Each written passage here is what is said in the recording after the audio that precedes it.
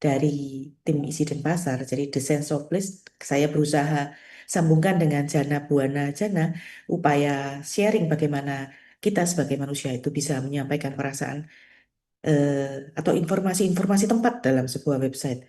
Jadi dirancang sebetulnya bukan sekedar katalog visual, tapi juga informasi lapangan, kisah budaya, praktik, jadi ruang ruang kebudayaan. Maksud saya begitu ya. Di antara banyaknya informasi-informasi lain, kami berusaha supaya ini menjadi inspirasi bagi eksternal. Nah, ini bisa untuk rekan-rekan di area nasional juga internasional. Kami membuatnya itu dalam 3 bahasa. Nah, untuk detailnya, secara teknis termasuk pengujian usability testing. Nah, teman-teman nanti bisa membaca, mungkin nanti di jurnal share. Tapi yang saat ini saya ingin sampaikan adalah bagaimana usaha kami itu menangkap sense of place dari setiap pasar-pasar ini, pasar kreatif tepatnya ya, dan masuk ke dalam sebuah website. Ini adalah latar belakang, kita masuk ke dalam latar belakang terlebih dahulu. Jadi ini yang kami tangkap ya, untuk kemudian kita informasikan bagaimana sense of place ini pada setiap tempat. Jadi sense of place itu adalah sebuah eh, perasaan khusus. Perasaan khusus di mana jika didefinisikan bahwa setiap tempat itu memiliki jenius lokalnya sendiri atau punya roh di setiap tempat. Jadi ketika seseorang hadir, dia berinteraksi dengan tempat, maka terbentuklah relasi emosional dari pengalaman khas. Nah, teman-teman sekalian, Bapak Ibu yang saya hormati. Nah, kami mengambil dari teori sense of place dari Merleau-Ponty, di mana manusia memiliki tubuh yang hidup, berinteraksi terhadap lingkungannya melalui indera. Kemudian indera atau sense itu bersifat relasional. Jadi sense ini merelasikan manusia dengan lingkungannya. Sense of place yang artinya relasi yang terbentuk karena penginderaan terhadap sebuah tempat. Jadi lingkungan ini fungsinya adalah sebagai stimulus yang nantinya dalam diskusi selanjutnya relasi terhadap sebuah tempat ini itu akan berfokus juga pada tipe relasi dan skala kedalaman. Walaupun nanti yang Bapak Ibu akan cek kalau Bapak Ibu sekarang buka websitenya itu adalah lebih pada faktor-faktornya. Namun kami juga menggali dari tim di lapangan itu termasuk adalah tipe relasi dan skala kedalamannya. Nah, Bapak Ibu, teman-teman sekalian, ini adalah tipe relasi ketika kita berhubungan dengan ruang. Jadi kalau yang pertama, ini kita bisa merasa akrab dengan ruang itu karena ada relasi biografisional.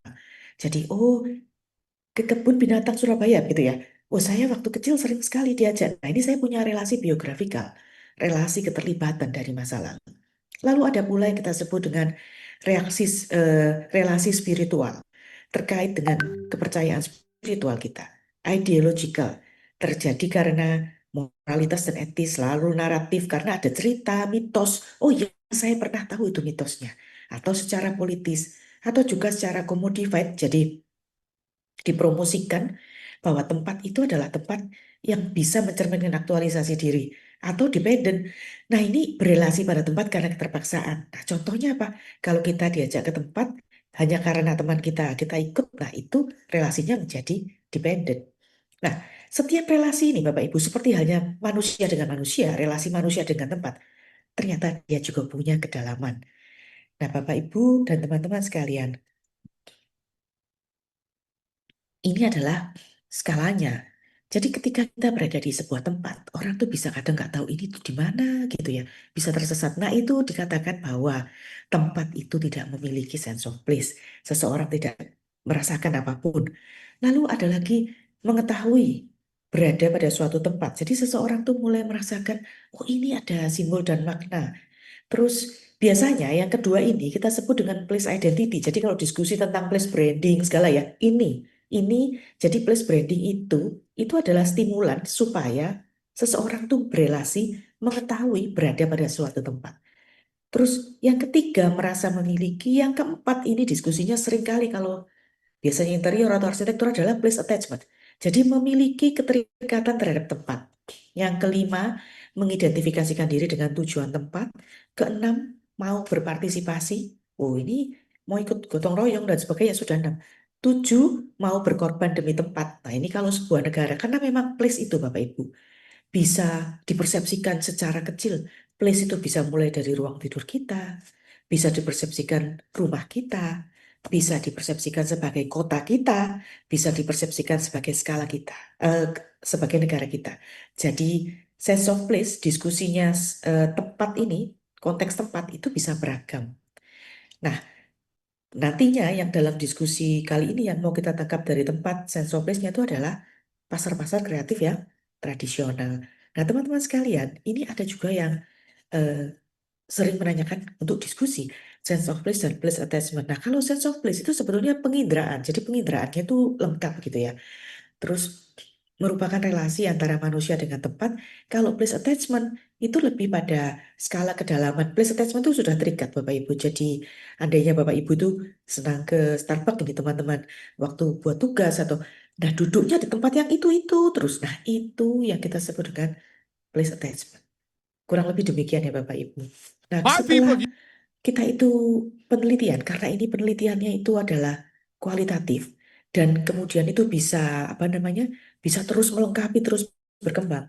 Akhirnya itu kita melihat bahwa kalau itu adalah ruang komersial, khususnya pada pasar-pasar kreatif tradisional ataupun yang ada hubungannya dengan indigenous community, maka ini adalah faktor-faktor yang membentuk sense of place pada tempat tersebut.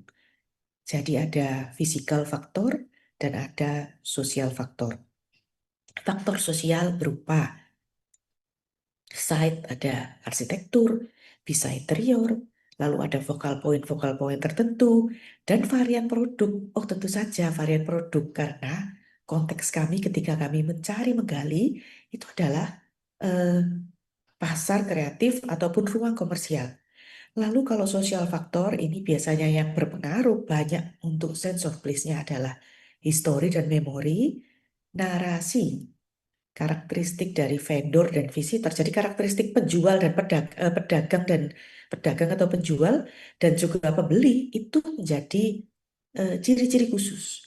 Lalu juga ada event dan promotional activities. Jadi event-event yang ada di sana itu turut memperkuat dari sense of place-nya. Jadi ada event-event tertentu yang bahkan itu dipersepsikan eh, lekat sekali dengan sebuah tempat. Jadi kurang lebih demikian. Jadi ada faktor fisik dan sosial yang keduanya itu bersama-sama menjadi satu. Kalau ditanya itu kenapa ini kok memilihnya tradisional shopping area gitu. Karena saat ini itu merupakan penting sekali di apa? Disoroti ya. Jadi ada variety of local food, handicraft semuanya melebur jadi satu, terus punya sumbangsi untuk komunitas tempat.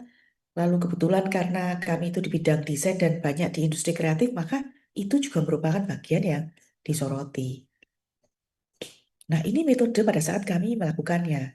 Jadi pemilihan metodenya itu adalah studi kasus dengan metode eh, yang dipilih karena memang kita rasa mampu menjelaskan Bapak Ibu dan teman-teman mengeksplorasi konsep sense of place pada tempat yang khusus pada ruang kreatif, peran para pelaku di balik proses pembentukannya, khususnya pada objek-objek yang beragam. Nanti Bapak Ibu teman-teman bisa melihat dan membayangkan.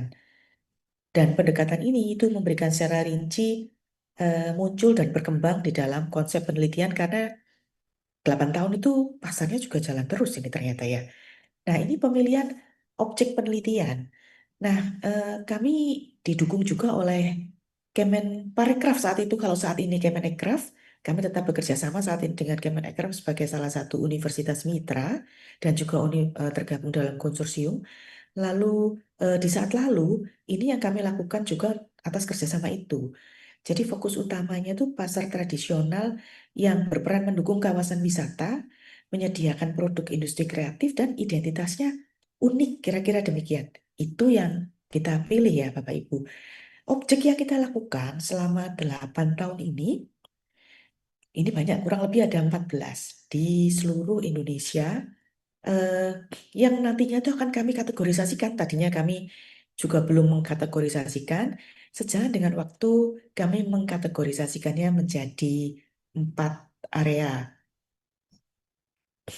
Empat area itu adalah pasar tradisional yang bentuknya memang bangunan, memiliki struktur arsitektur dan tertutup. Lalu yang kedua, pasar tradisional itu bentuknya bisa modelnya jalan begitu ya Bapak Ibu. Jalan koridor belanja. Lalu ada lagi pasar tradisional di desa wisata. Jadi di depan-depannya rumah-rumah, ada di area koridor apa rumah tinggal di dalam ruang-ruangnya. Nah, itu mereka kita juga meneliti itu. Lalu ada juga eh, floating market, jadi pasar terapung yang saat ini tinggal dua, Muara Kuit dan di Lok Baintan di Kalimantan. Tapi yang lebih eh, maksudnya kita soroti kali ini adalah di Lok Baintan ya. Nah, Bapak Ibu dari keempat kategorisasi ini nanti saya juga pilihkan satu-satu gitu ya supaya Bapak Ibu dan kita semua bisa membayangkan. Nah, di setiap kategori ini tentunya nanti kalau Bapak Ibu lihat di website ini ada beberapa pasar gitu, begitu ya yang sudah kita juga datangi. Supaya valid, kami ambil langsung dari primary data. Jadi ini ada interview, terus ada focus group discussion, lalu kami juga observasi, baik dari segi fisik dan sosial. Lalu dari secondary, dari data-data sekunder, kami itu mengambil dari dokumentasi, lalu rekaman dan audio visual. Nah, ini dia metode pengumpulan data yang kita lakukan. Nah, ini juga salah dua. Jadi ada dua orang tim saya itu ya. Di sana kebetulan kami ada di Desa Sade, saya juga turut berkunjung di sana saat itu. Jadi ada wawancara atau interview, tadi ya diskusi fokus grup, lalu juga observasi fisik dan sosial seperti telah disebutkan. Nah, untuk koleksi data ini ada studi literatur dan audiovisualnya. Nah, informannya siapa saja? Nah, ini sumber informan dalam penelitian itu ada lembaga terkait, pejabat desa, warga setempat, ada pedagang dan pengunjung, lalu pelaku lokal seperti seniman, penjual, dan pemandu wisata juga di sana ya. Bapak Ibu ini, kami ada di sini ya. Ini saat ini ada di Lok Baintan. Nah, ini unit analisisnya adalah fisikal dan sosial faktor. Pada saat kami belum menemukannya ya kami menggali bertanya. Tapi kemudian 8 tahun ya akhirnya kami menemukan bahwa ini yang terpenting itu fisikalnya ini, sosialnya ini, dan di setiap lokasi bisa disesuaikan begitu ya. Tiap lokasi kadang kami juga menyesuaikan dengan apa yang ada untuk nanti bisa disajikan sebagai informasi. Ini adalah teknik analisa yaitu membuat kategori, terus mengumpulkan beberapa contoh data, ada interpretasi langsung, dan digeneralisasi melalui analisa data. Nah, ini beberapa hasil dan diskusi yang kita dapatkan. Ini kan yang kita cari ya Bapak Ibu. Nah, ini saya berikan contoh ketika kita ke tempat-tempat eh, pasar-pasar itu, terutama keempat pasar ini ya, seperti yang kita eh, datangi. Ini kebetulan saya ambilnya satu-satu Bapak Ibu kan pasarnya itu ada 14 ya. Jadi saya ambilkan sekarang yang tourism village pasar di desa wisata. Ini ada Desa Sade, lalu di floating market pasar terapung ada Lok Baintan, lalu ada bentuk bangunan yaitu Triwindu, lalu ada Malioboro yang saat ini sudah bagus dan berubah ya. Maksudnya sudah kalau dulu tuh ada PKL-PKL itu sekarang itu sudah ini sudah bersih. Jadi selama 8 tahun Bapak Ibu ini secara organis pasar-pasarnya juga ikut berkembang. Nah, ini Sade Desa Sade yang terletak di Nusa Tenggara, Bapak Ibu tentunya sudah banyak tahu, 1 jam dari Bali ini ya, dan telah memiliki tradisi yang berlangsung 1.500 tahun. Pencaharian utamanya bertani. Nah, ini yang unik tuh di koridor area rumah. eh, Banyak rumah tradisional yang ada pajangan kain tenun hasil karya warga. Wisatawan berkeliling desa, melihat kehidupan langsung, kadang bisa tinggal di sana. Rumah-rumahnya memiliki arsitektur khas, atap dari jerami, serat pohon palem, dan kira-kira begitu ya. Jadi kalau ke sini benar-benar seperti ini apa? eh, Kembali ke masa yang lalu. Nah, ini yang kita tangkap ada beberapa physical faktor yang kemudian kita juga ambil dalam bentuk cerita. Nantinya kalau masuk ke website sudah dalam bentuknya itu cerita ya Bapak Ibu. Jadi pola penataan lingkungan yang terstruktur. Kalau di saat itu ketinggian antar bangunan yang membentuk koridor, ruang hunian ada jarak rumah yang berdekatan. Lalu untuk arsitekturnya merupakan arsitektur khas Lombok yang didominasi bahan-bahan alami, misalnya untuk interior menggunakan material alami menampilkan barang dagangan ini ya, atributnya. Lalu ada ragam produk varian yang ditawarkan itu seperti kain tenun, kerajinan, itu juga kami angkat di website kami. Demikian pula sosial faktor. Di sini tuh kita juga menggali ada sejarah dan kenangan, histori dan memori, ada pohon eh, cinta, lalu ada narasi daya tarik utama ini untuk eh, desa yang dihuni oleh suku Sasak, terus ada berasal dari Kepulauan Pujon dan lain-lain. Kita wawancara juga dengan Bapak kepala kepala desa. Karakteristik pedagang dan pengunjung. Nah, ini ada ciri khas lokal di Desa Sade dari cara berpakaian, logat, dan bahasa. Prianya biasanya mengenakan sarung khas pada saat berada di kampung, sedangkan para wanita menggunakan kain dan sarung tenun tradisional. Nah, perilaku-perilaku yang unik nih seperti di foto ini, Bapak Ibu, kita itu juga eh, menangkapnya. Nah, yang kedua, mari kita ajak Bapak Ibu juga ke Lok Baintan, Pasar Terapung. Nah, di Lok Baintan ini merupakan Lok Baintan sendiri, nama Lok Baintan itu desa Bapak Ibu yang terkenal dengan pasar terapung di pinggir sungainya karena ini dulu adalah moda transportasi. Nah, perahu-perahu di Lok Baintan yang dikenal dengan sebutan kapal jukung itu menjadi sejarah sistem barter. Walau sekarang ini tidak hanya komoditi dasar ya seperti sayur-sayuran dan lain-lain, juga ada barang-barang art and craft walaupun tidak banyak. Nah, harapannya itu memang bisa lebih banyak karena ketika banyak turis di sini itu yang apa mereka ingin bawa ya. Kalau bahan-bahan yang mentah segala itu agak sulit mereka membawanya. Nah, keunikan pasar ini tidak hanya pada jukung yang mengapung mengikuti arus air, tapi juga suasana jual beli yang menjadi daya tarik tersendiri. Nah, ini itu aktivitasnya sangat menarik ya, Bapak Ibu. Kalau dilihat faktor fisik yang terutama ya dari lokasi set, jadi air, gemericik air, ada bau-bau air sungai begitu ya. Jadi kan kalau sense itu kan 5 sense, jadi 5 sense apa kita usahakan bisa tertuliskan gitu ya. Terus arsitektur yang rumah panggung yang terapung yang dikenal dengan rumah lanting itu juga unik.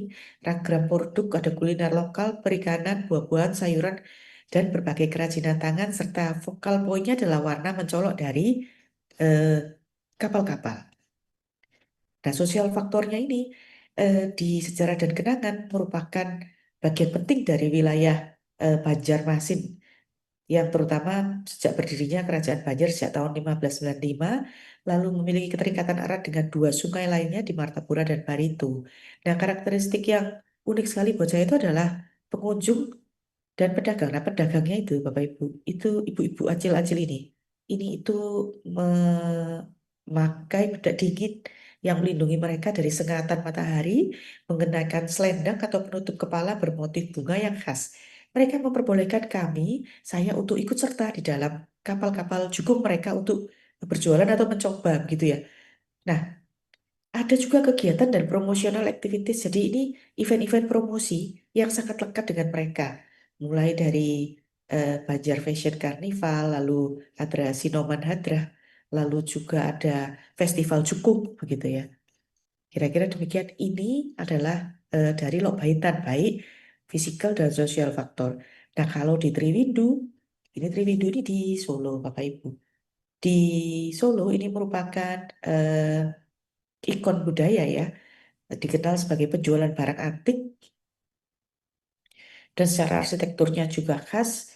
Terus di pintu masuk pasarnya itu akan disambut dengan patung loro blonyo. Nah, Bapak Ibu, ini yang paling saya ingat kalau physical factor. Itu kalau Bapak Ibu ke sana, kan produknya sendiri itu sudah sangat unik karena tidak dijumpai di pasar-pasar yang lain. Bau karatnya, terus suara-suara pedagang dalam bahasa Jawa itu sangat kental gitu ya. Jadi eh, Genius lokal yang dibentuk dari lokasi ini, saya pikir ini sangat menarik sekali. Kita masuk kembali ke sosial faktor, di mana faktor sosial ini adalah sejarah dan kenangan dari eh, Kerajaan Mangkunegaran. Jadi sebelumnya itu diberikan kepada Ratu Mangkunegaran karena eh, memperingati penobatan yang ketujuh yang Mangkunegaran ketujuh yang ke-24 tahun. Nah, dalam istilah Jawa 24 tahun itu disebut Tluwindu atau tiga windu, sehingga pasar ini itu disebut dengan Triwindu. Lalu ada narasi cerita Sawo Kecik, lalu karakteristik pedagang dan pengunjung tadi yang saya pikir sangat unik, serta kegiatan promosi dan event di area Triwindu. Yang keempat, ini pasar di area Malioboro. Nah, ini tepatnya Pak Prayanto ini ya Pak Prayanto. Prof. Prayanto ada di ISI. Lalu eh, koridor Jalan Malioboro ini di salah satu bagian Sumbu Filosofis Yogyakarta, di mana ciri khasnya itu dia punya arcade ya Bapak Ibu, lorong beratap yang saya rasa Bapak Ibu teman-teman pasti sudah sering sekali ke sini. Nah ini adalah physical faktor yang kami tangkap, mulai dari set yang unik, terus interior toko-toko, lalu arsitektur yang bercampur antara arsitektur lokal Inggris dan Belanda. Lalu ada produk varian yang cultural shop dan souvenir. Lalu focal point di mana penanda-penanda jalan, place identity-nya itu dengan eh, huruf-huruf Wonocoroko begitu ya.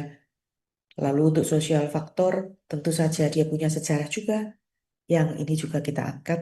Jadi nama Malioboro misalnya dari karangan bunga, lalu ada sumbu filosofis, karakteristik pedagang pengunjung, banyak wisatawan Eropa juga ya Bapak Ibu. Lalu ada beberapa event yang menjadi penanda khusus seperti Malioboro Run. Nah, output risetnya otomatis ini adalah website ini yang Bapak Ibu juga bisa coba cek Bapak Ibu. Lalu eh, selain itu ternyata tim kami itu ini, punya banyak highlight yang lain. Jadi semoga Bapak Ibu dan teman-teman sekalian, terutama teman-teman yang sedang studi bisa mungkin menggali bahwa nantinya proyek yang dihasilkan dari output yang dihasilkan dari proyek bukan hanya satu itu, tapi mungkin bisa banyak. Nah kami itu bisa ada jurnal juga, lalu kreatif output produk. Jadi kalau ada sense of place itu poin-poinnya apa ditangkap. Kita berkolaborasi juga dengan seniman-seniman yang juga akhirnya kita pamerkan. Ada saatnya kita waktu itu pameran juga hasil foto, hasil riset, lalu hasil produk kreatif. Lalu kami juga membuatkan beberapa model virtual baik untuk tipe-tipe tipe-tipe pasarnya, lalu juga paten. Jadi kita punya paten untuk plot visual Bapak Ibu. Jadi pasar-pasar ini karakter ini ada ini ya, seberapa mereka dirasakan. Jadi eh, elemen-elemen sense of place itu dapat dinilai dan kemudian bisa kita usahakan untuk petakan. Ini upaya-upaya untuk menangkapnya itu ya Bapak Ibu.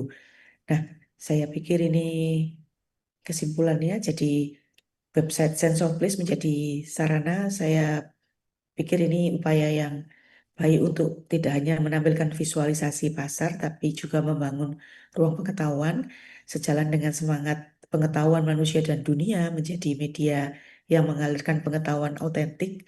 Lalu semoga tidak hanya sekadar menjadi produk digital, tapi bagaimana penelitian juga dapat diwujudkan sebagai medium pengetahuan.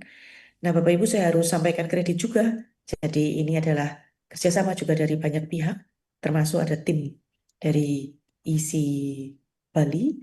Terima kasih banyak untuk dukungannya. Kami didukung oleh Kemenparekraf dan juga saat ini mendapatkan beberapa dana dari funding dari eh, badan-badan institusi di luar negeri. Demikian, Maktur Suksma, terima kasih. Semoga faktor-faktor pembentuk sensor pada dasar kreatif, baik fisik dan sosial yang diidentifikasikan ini bisa berlanjut. Kemudian website ini bisa menjadi sarana yang baik untuk menjembatani informasi-informasi dari lokalitas pada eh, audiens yang nasional maupun internasional. Saya kembalikan pada Ibu Alit. Baik, terima kasih kami sampaikan kepada Ibu Dr. Astrid atas pemaparan yang sangat luar biasa ya, sangat komprehensif dan membuka wawasan. Baik, materi ini menegaskan bahwa sense of place pada kawasan belanja tradisional di Indonesia dibangun oleh faktor fisik seperti arsitektur, tata ruang interior, dan ragam produk, serta faktor sosial seperti sejarah, narasi budaya, karakter pedagang dan pengunjung, hingga kegiatan komunitas. Melalui kajian pada berbagai tipe pasar, mulai dari desa wisata, pasar terapung, pasar gedung, hingga koridor jalan, terlihat bahwa kekhasan lokal inilah yang menjadikan pasar tradisional berperan penting bagi pariwisata, pelestarian budaya, dan penguatan ekonomi kreatif. Karena itu, upaya menjaga dan mengembangkan sense of place di pasar-pasar tradisional menjadi kunci untuk keberlanjutan, penguatan identitas, dan daya tarik wisata di Indonesia. Baik, hadirin yang kami hormati, demikian paparan dari keempat narasumber kita di sesi kuliah umum yang kedua ini. Terima kasih atas analisis dan gagasan inspiratif yang membuka cakrawala baru bagi kita semua. Selanjutnya, kita akan memasuki sesi tanya jawab dan diskusi agar kita semua dapat menggali lebih mendalam ya dari berbagai sudut pandang dan pengalaman masing-masing narasumber. Silakan bagi hadirin yang ingin bertanya atau berdiskusi bisa raise hand atau ketik di kolom chat. Silakan.